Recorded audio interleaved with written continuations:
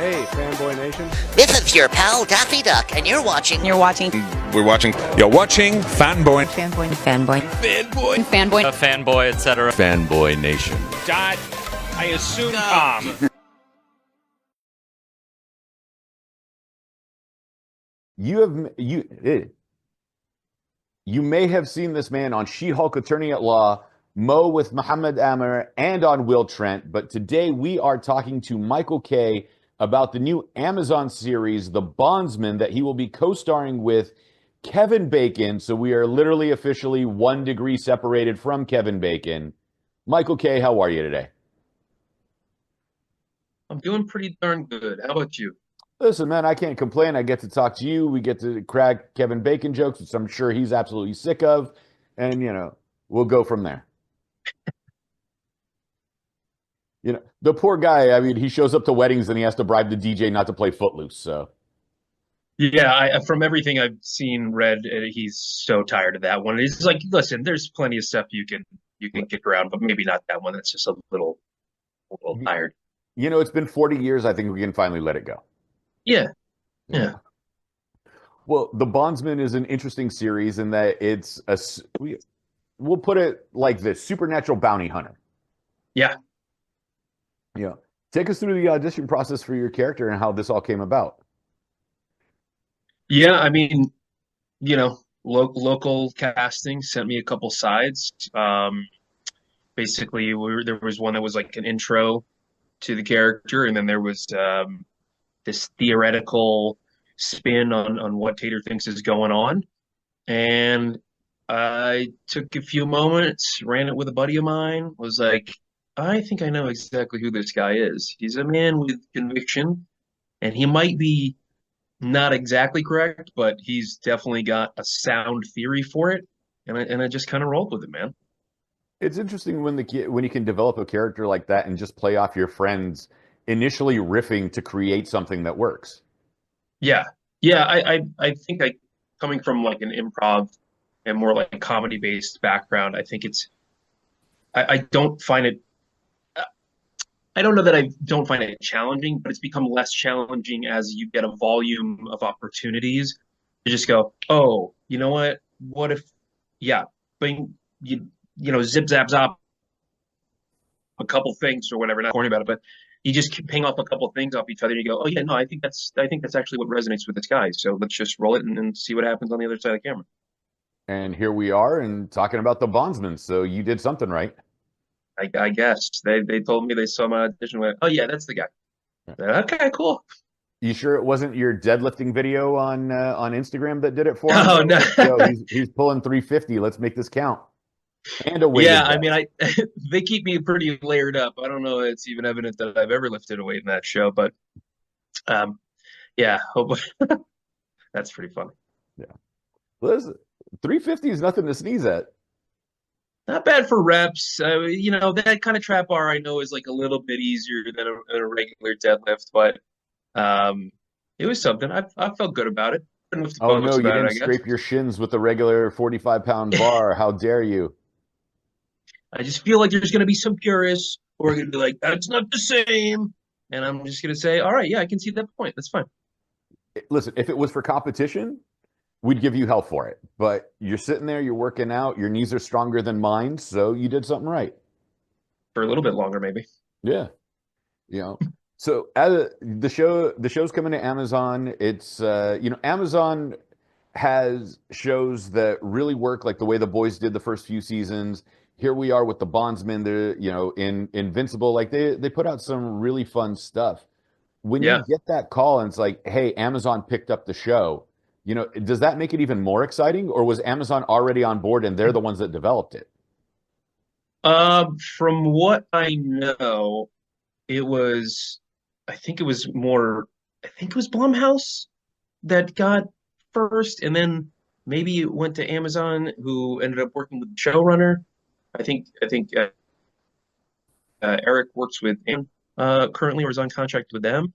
I love The Boys. I love Fallout, and I mean, it's obviously like just any type of opportunity is incredible.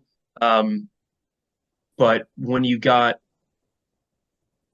when you've got a streamer that's really not afraid to push um some like gory content, kind of put a lot of VFX, like that's the kind of stuff that got me going. Was like, oh, this is going to be like a real production, especially in Atlanta where there's a lot of smaller projects that kind of go, and it was wild to think, oh wow, Amazon's like stepping foot over here.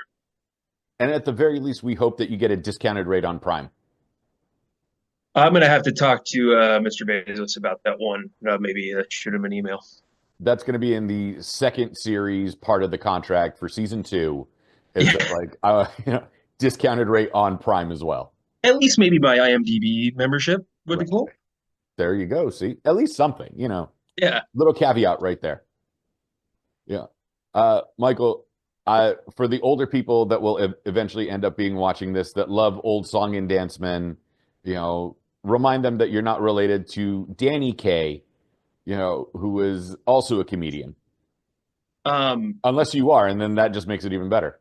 No, no. I think one of the nice things for me is that I have no relation to anybody in the field. I've got an uncle who plays music, but not really commercially like that. Other than that, I think I'm the first person in the lineage to delve down. I got a cousin who's a writer, but I don't think that had any influence on anything. And all respects to Danny, I don't need to sing to disprove that we're not related. Oh, yeah. Maybe we'll see you do a musical number and just become a dance man. Maybe they'll just do that thing where series that run for a long time, they got to have a musical episode. I think that's become the tradition now. Like you hit 4 seasons, and second to final episode of the season, you gotta do a song and dance number. There you go. Yeah. That would actually be interesting. I don't know where that became tradition. That's kind of like what, a recent phenomenon? I probably don't. I don't think there's enough shows left that are going that far. So maybe there's a little bit of a drop off of it. But I know when we did have longer, IP going season, yeah, you have to throw one of those in there. Yeah. With your background being in comedic performances and improv and a different style of performance, when you get to do something like this and you have to play it straight in a very absurd situation, I always find that's where the comedy really is. Because if you're playing it absurd in an even more absurd situation, it just doesn't work. Mm-hmm. How do you find the balance of playing it straight in the middle of the absurdity or playing it straight as the absurd character? Yeah, I mean, I think that's what good comedy ends up being, right? I mean, I grew up on like Monty Python, and I think current a version of that is like, I think you should leave, so it's never about like judging what the character, are they stupid for thinking this way?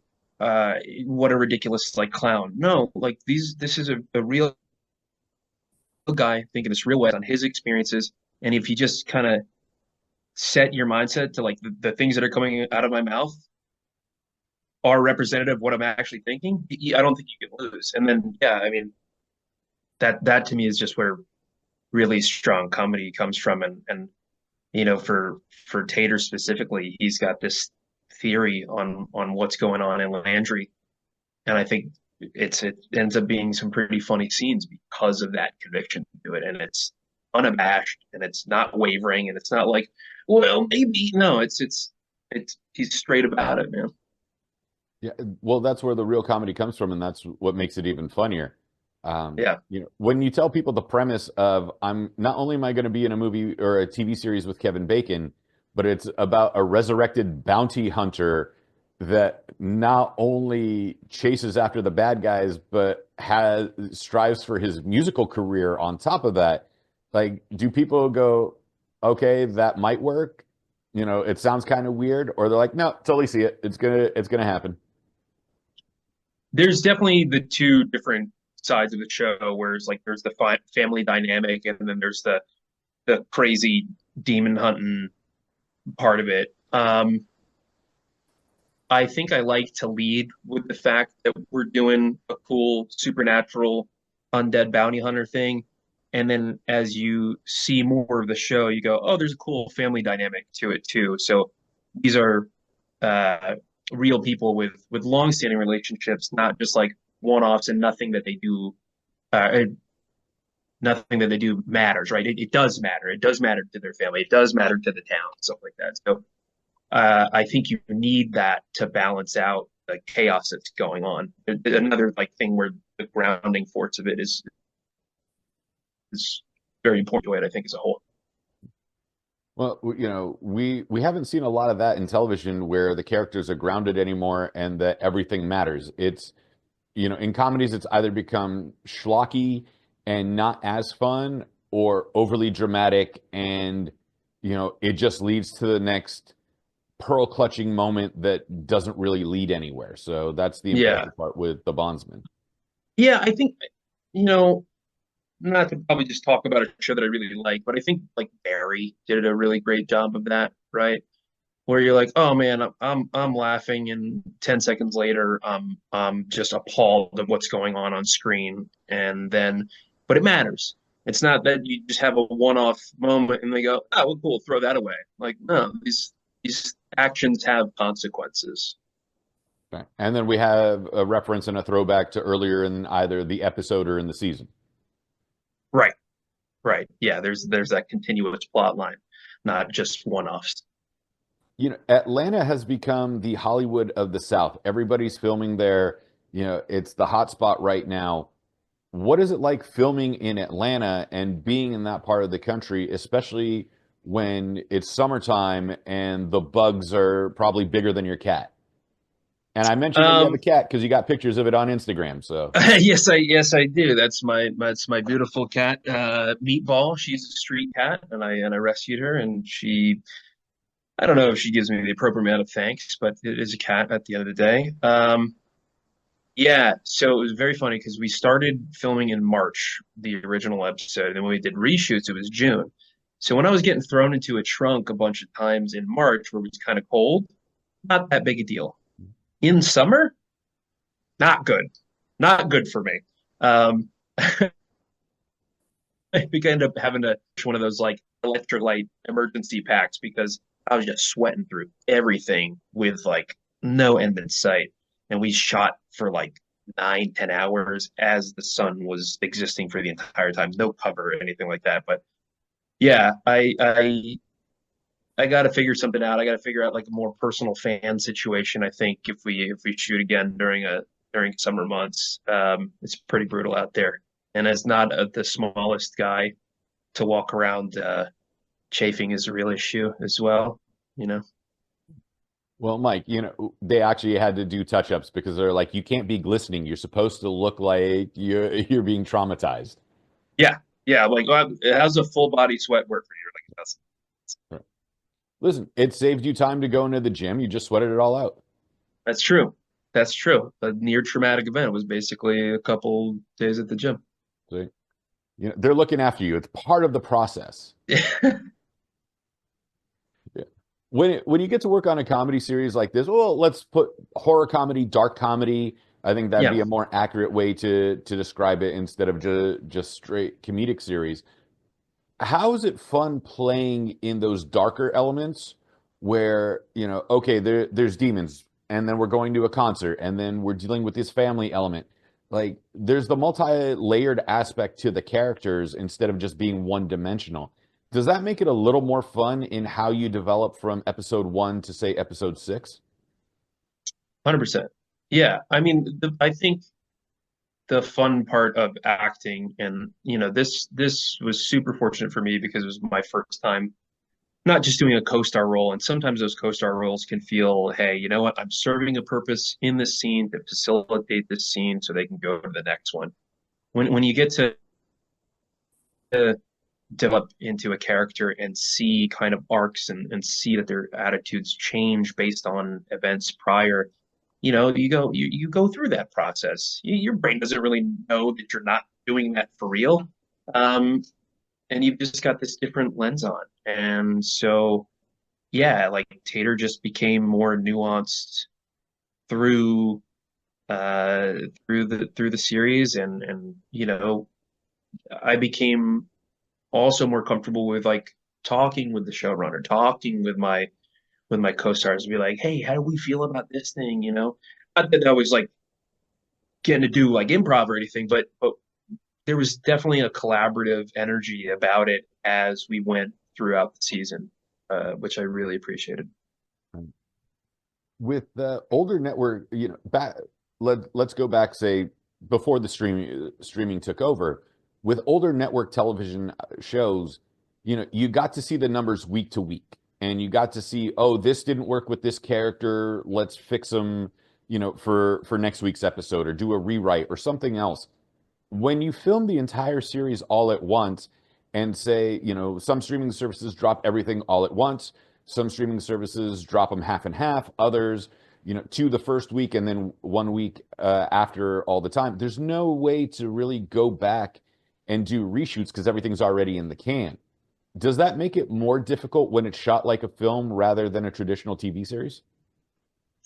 I mean, I can't say from personal experience. Again, this just being like the first thing that is, more than one episode for me.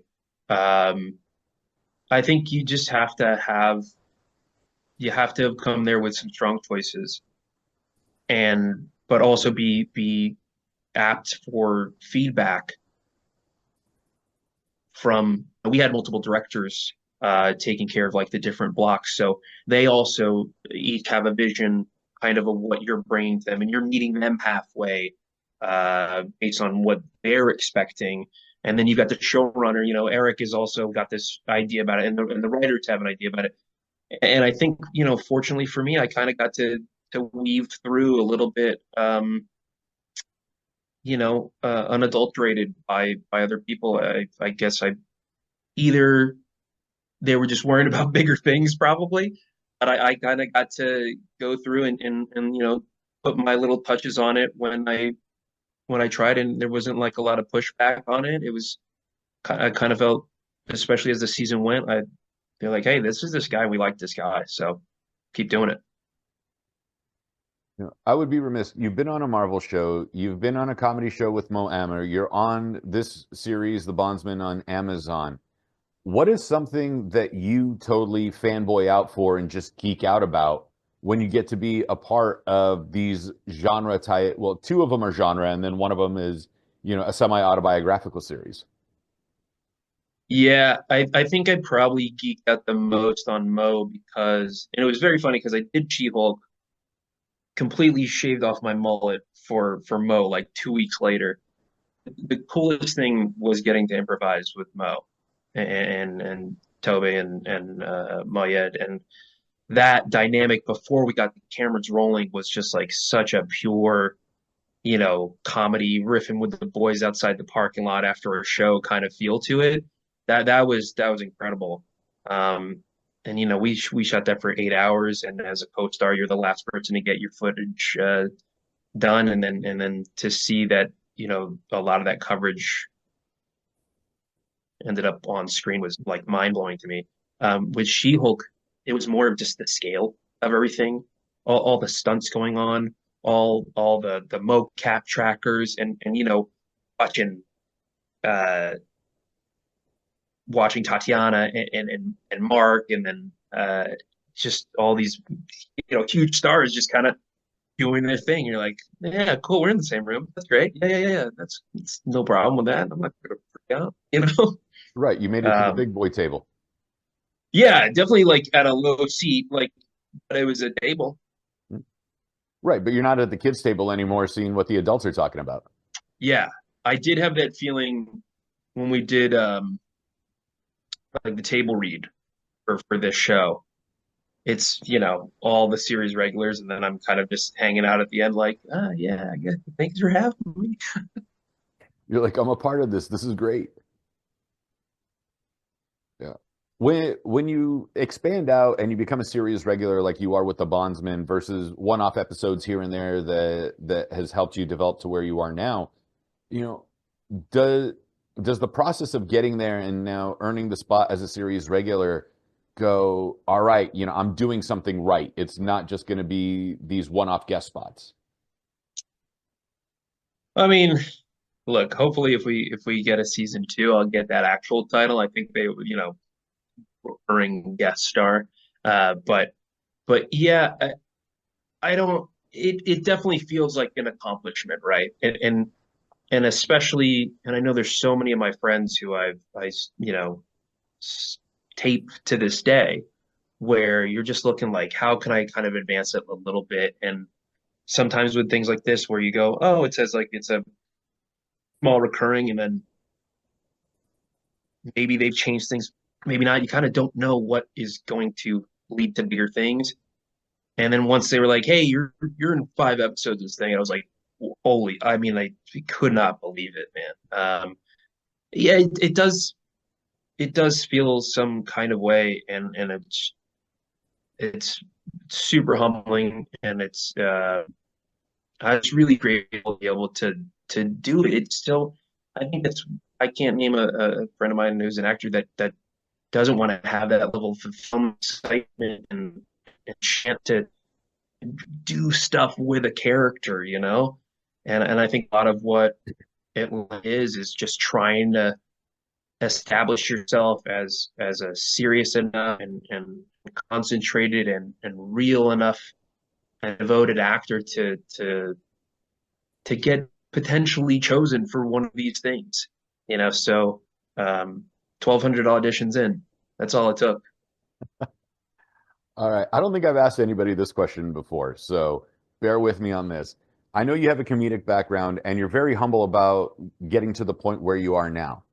But as a comedian, where would be the funniest or most obnoxious, don't you know who I am moment to pull off in a public spot?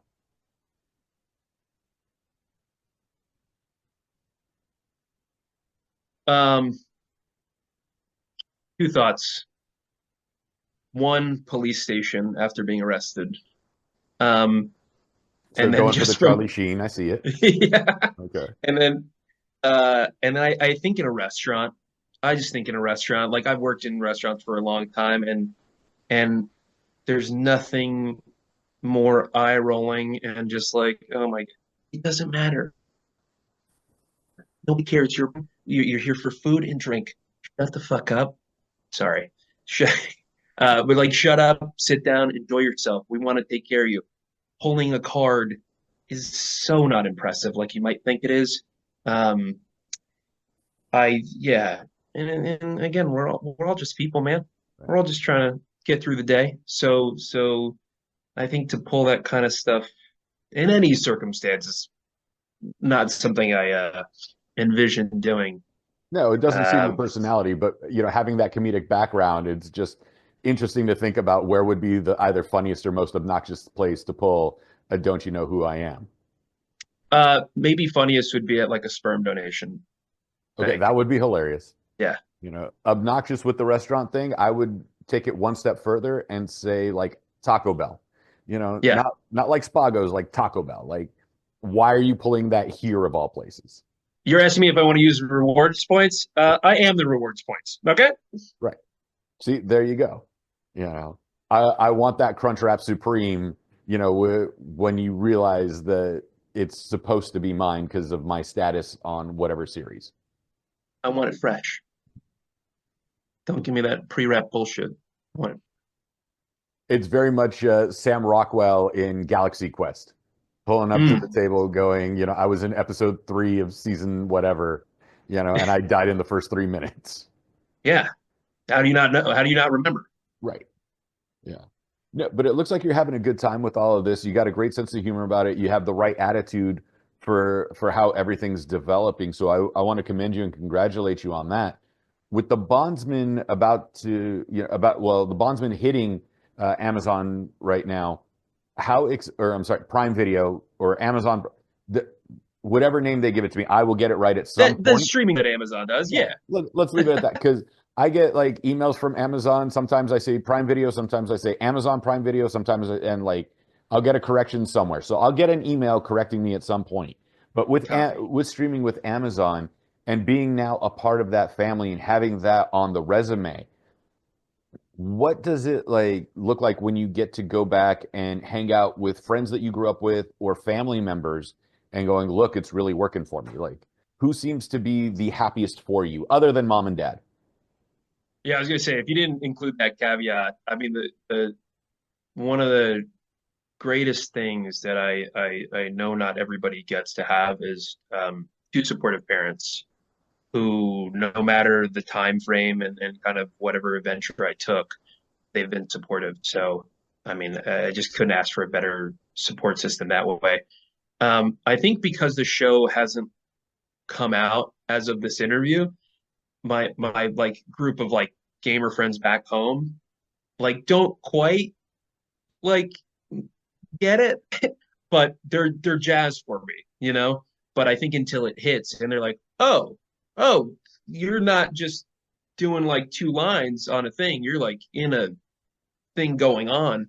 Um, a lot of my friends that I made in Atlanta. I mean, even my first acting teacher, you know, my buddy Tony, my buddy Steve, like all these guys that I've come up with in class, doing auditions with, taping each other till after midnight, just grinding with, you know, those are the people that are like, yeah, man, you're doing it, and I hope to be able to say the same for them soon, you know. That's fantastic, man. I'm thrilled for you. All right, then let's throw one of your back home gamer friends under the bus. Who's going to use it? Who's going to use your status to pick up chicks? And I'm putting it in that frame of mind. So, Um, like you know, Mike on the Bondsman, you know, Tater right there. We grew up together. Like, who's going to use that? the only one I can think of is my buddy Gene, because most of my other friends are now married, so they don't need to do that. Um, yeah, yeah, Gene might pull that off. He's in a music scene, so he's kind of got a little bit of his own stuff going. But he's like, yeah, you guys watch the new show? Because I remember Stephen Amell had told us about his cousin Robbie before Robbie landed a TV series, and when he landed Arrow, Robbie's reaction was, "This is going to be so good for me."